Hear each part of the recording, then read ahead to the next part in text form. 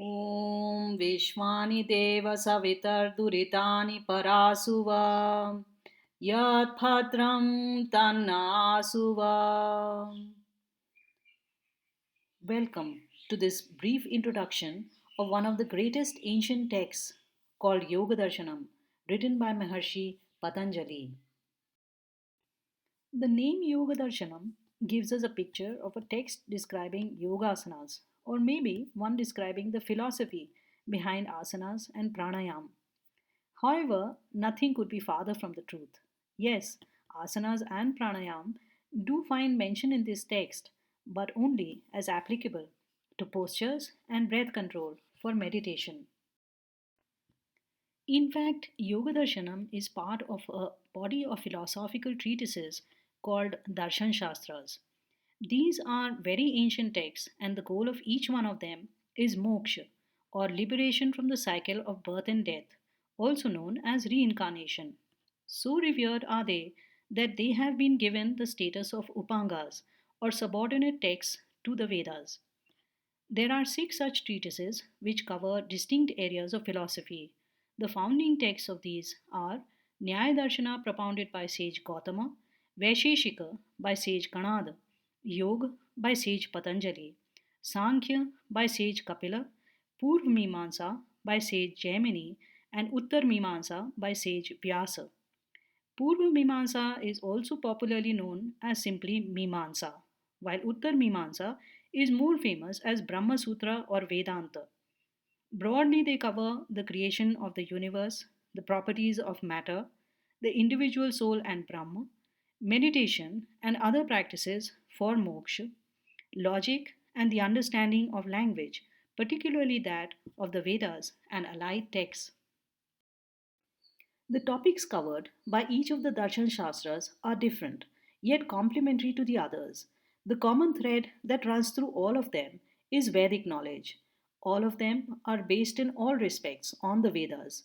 Like Yoga and Ayurveda, their message has survived so many millennia, as they are a teaching for all of mankind, not any particular sect or class of people.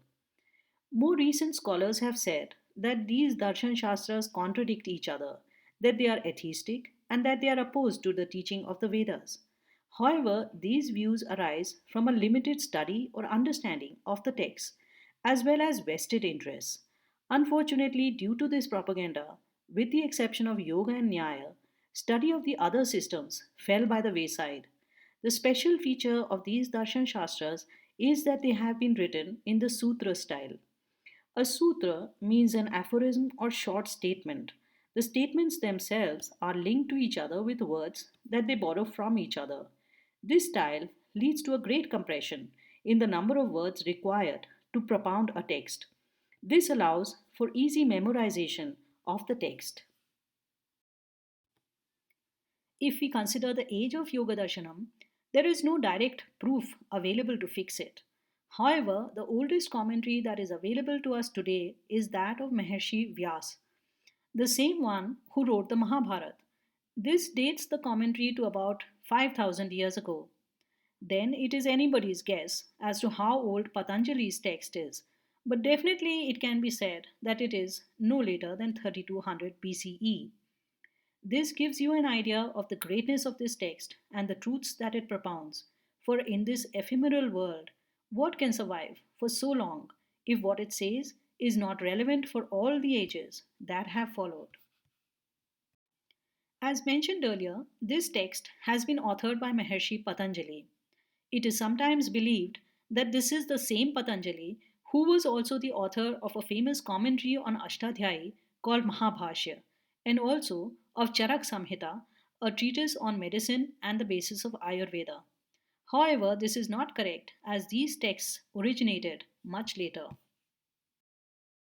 Now let us first look at the word yoga. This could potentially be derived from three verb roots. First, yuja samadho, meaning samadhi or deep meditation. Then, yoga would refer to the subject of performance of deep meditation. Next, yuja sanyamane, meaning self control. This would apply as yoga deals with the control of one's body, breath, mind, and in a sense, the soul itself. Then yoge or union. This is the meaning popularly publicized. It implies that this text looks at ways of attaining union with oneself, that is, the soul. All these meanings are suitable for the current text. However, Patanjali himself gives us a more specific meaning that we shall see later. The topics covered in Yogadarshanam are a study of the causes of sorrow and delusion, a study of the working of the mind, how to control one's behavior and impulses, how to purify one's thoughts, how to control the mind, how to attain samadhi, how to find the self. This shows how Maharshi Patanjali takes us step by step to life's ultimate goal of moksha, or the discovery of oneself. Interestingly, he has made sure that even the beginner can pick up his book and start learning to make changes in his or her life. At the very outset, Patanjali defines what he means by the word yoga. He says that it is chitta vritti nirodha, that is, the voluntary cessation of the functions of the mind. In the next sutra, he proceeds to tell us the result of that. Then the onlooker, that is, the soul, comes to rest in itself. How this is different from the normal, he covers in the next sutra, where he says that at other times the soul is occupied with whatever the mind is placing before it. When the mind is brought to rest, then it can finally turn inward and perceive itself. These three sutras cover the main purpose of Yoga Darshanam and the result that its prescriptions lead to. Now, since the sage has set out to teach you how to control the mind, he must first define the processes of the mind. He divides them into five. The first, pramana, is factual knowledge based on either direct perception, called pratyaksha, or reasoning, called anuman, or textual learning, called shabd. These are the functions and their distinctions that we normally understand in science today as a mental process. However, our ancient sages found other modes of thinking as well. Viparya is defined as false knowledge, which does not represent reality. This really refers to our emotions. The root of all our emotions is the perception that the soul is the body. This is the false knowledge being referred to here. This leads to happiness when the senses are satisfied and to sorrow when we feel pain, either physical or mental. Since the root premise of oneness with the body is false, all emotions that it leads to are themselves flawed. A third category, vikalp or alternative, is described as that which is based on words and is devoid of any real substance. This refers to imagination, where we create alternative worlds with our ideas. These ideas are firmly rooted in words. Animals who do not have a developed language are incapable of imagining various scenarios or cooking up stories. The fourth process is also well recognized today, that of sleep. When the signals from the senses are cut off, the differentiation of dream sleep or REM sleep and deep sleep or non REM sleep was also well understood by our ancients, but Patanjali has clubbed both of them here under one category. The fifth category of remembering is reasonably well understood by us today. Patanjali describes it as the storage of experienced sensations. This is an extremely apt and succinct definition, and I do not think such a concise definition exists today. So, Patanjali recognized that accessing and storing information in the memory was a separate mental process, which he has just labeled as. Even with all the advancements in the study of the brain, we do not find such a complete definition of the processes involved in it, particularly those of Viparya and Vikalp as separate functions. Research needs to be conducted to look at mental functions in this light. Patanjali now gives a simple mantra in order to control these functions of the mind. He says that the mental functions can be controlled by constant practice of meditation and by renunciation. While the first of these seems obvious, the second is not.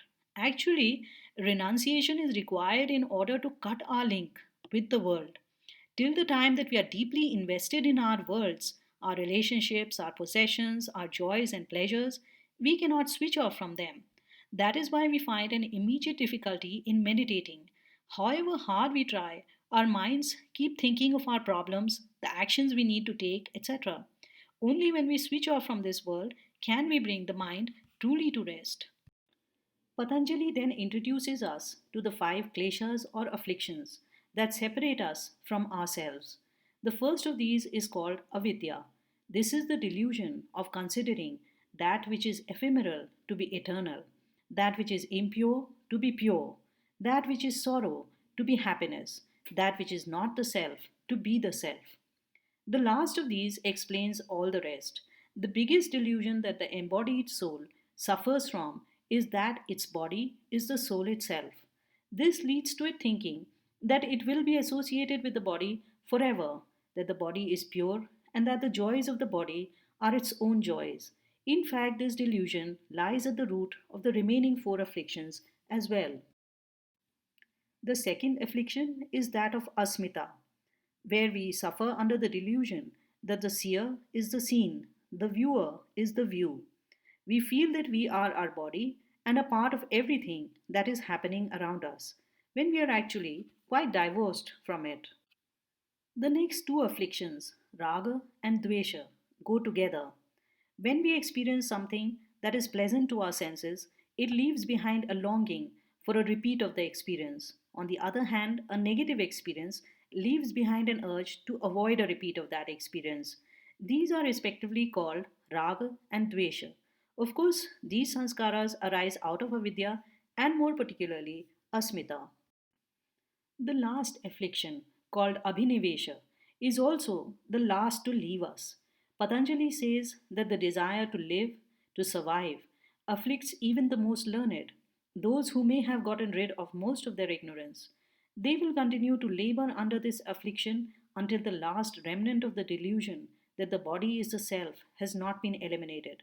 Essentially, this is the first ignorance that is planted in the soul when it acquires the body, and it is also the last to leave it. Next, Patanjali breaks down the path to salvation. He says that recognize first that the object of this exercise is to avoid all future sorrow, which is called heya. Nothing can be done about the sorrow that we have experienced so far. That is already done and dusted. So it is only wise to focus on the future. Now that we recognize this ultimate aim, we need to understand the reason for the future sorrow. Patanjali tells us that this is the union between the seer and the seen. This is called Heya Hetu. Of course, this is related to Asmita that we saw earlier. Patanjali clarifies that avidya, and most particularly the part asmita, is the cause of this union. Now, there could be no union if the parties concerned do not believe that they are united, that they are one, which is what Patanjali tells us in the next sutra. When there is no delusion of oneness, the union is lost. This leads to the seer, that is the soul, coming into its own. The removal of the union is called hana, and the state of the seer then is called kaivalyam. All that remains to be described now is how to attain the state of hana. So Patanjali tells us that becoming continuously aware of the distinction between ourselves and the seen is the only way out of this delusion. He calls this hanopaya, that is the strategy for hana. This awareness is created by means of samadhi, which is the final step of the process Yogadarshanam describes. These steps are encapsulated in the eightfold path of yoga or Ashtanga yoga. These consist of yamas or ways of self control, niyamas or daily practices for purification, asana or a steady posture for meditation that can be maintained for a long time, pranayam or breath control for mind control, pratyahara or withdrawal of the senses from their sense objects, that is, to stop sensing the outside world at the beginning of meditation, dharana or focusing of the mind on a single object in meditation. Here, there may be some breaks in the focus. Dhyan is achieved when the breaks in focus are removed and one thought remains in the mind. The final step is samadhi or deep meditation when there is complete focus and the seer becomes one with the object being focused upon. The first four of these are practices that the seeker has to start practicing continuously on a physical basis. The last four are mental and form part of meditation. For normal people like us, the yamas and niyamas are of particular importance, so I am covering them in greater detail here. The yamas consist of ahimsa or non-violence, satya or truthfulness, asteya or non-covetousness, brahmacharya or celibacy, aparigraha or non-accumulation of goods. We are all probably familiar with all except the last one. Gandhiji himself has made them famous. But aparigraha seems to make no sense. Actually, its effect can be seen very well in today's world, where consumerism is even promoted by governments. This has led to a situation where even children are competing with each other in, say, wearing fancier clothes, having fancier toys, etc. This is the opposite of virakti or renunciation and only leads to sorrow, as we see all around us. So, those on the path of yoga should at least start renouncing that which they do not need. Now, niyamas. These consist of shaucha or physical and mental hygiene. Mental hygiene requires one to rid oneself of negative thoughts. Santosha or contentment or happiness. This requires us to give up greed and lust. It ensures that we do not fret over our situation and are peaceful in our minds. In fact, this single act is the greatest contributor to mental peace, more than even prayer and meditation. Tapa, or acceptance of difficulties out of our control. Again, the seeker should eliminate worries from the mind, particularly those over which one has no control, such as extreme heat or cold, hunger and thirst, etc. Swadhyaya, or self study of spiritual texts. Here, the emphasis is on spiritual texts and not just any text. Spiritual texts help to keep us focused on the goal of moksha. When our daily activities immerse us more and more in the world, these help to take us out of it. Ishvara pranidhana or submission of all our efforts to God. Once we have done our best in any activity, we should humbly offer it up to God, laying no claim on its reward. This removes from our minds any yearning for the fruits of the action or disappointment in its failure. This provides equanimity in our minds. In fact, equanimity is the goal of all the niyamas. All these practices ensure that we are at peace in body and mind and proceed towards the next steps of yoga. For the common person, Patanjali gives another simple mantra to follow, which he calls Kriya Yoga. For those of you familiar with the Bhagavad Gita, this is not the same as the Kriya Yoga mentioned there. Patanjali says that we must ensure that we follow the last three niyamas, tapa, swadhyaya, and Ishwara pranidhan, diligently. While the yamas are invoked only when the situation demands, and shaucha and santosha are not so difficult to remember, we will constantly need to remind ourselves about tapa, swadhyaya, and Ishwara pranidhana. We are not used to enforcing them from childhood, and therefore we tend to forget them. Yet, they make the next steps of yoga so much simpler for the seeker. Hence, Patanjali's insistence on them. To end this video, here is a pearl of wisdom that Patanjali shares with us so that we keep our faith in this journey. He says that God was our Guru even in earlier births, as He is not hindered by time. While our memories are limited to this life, God has been with us in our entire journey, and at each step, He has been trying to steer us in the right direction. So, even if we do not have a physical Guru in this life, we should always take refuge in God, praying to Him again and again to show us the right path. In conclusion, Yogadarshanam is a masterpiece of a text that takes us from being a common person to a soul ready for salvation. Its study is bound to change your life forever. Undoubtedly, it requires effort to study and comprehend this text, but each word takes us closer to our ultimate goal. So each word must be contemplated on and mulled over. I hope that you shall take up this study without delay. Om Sham.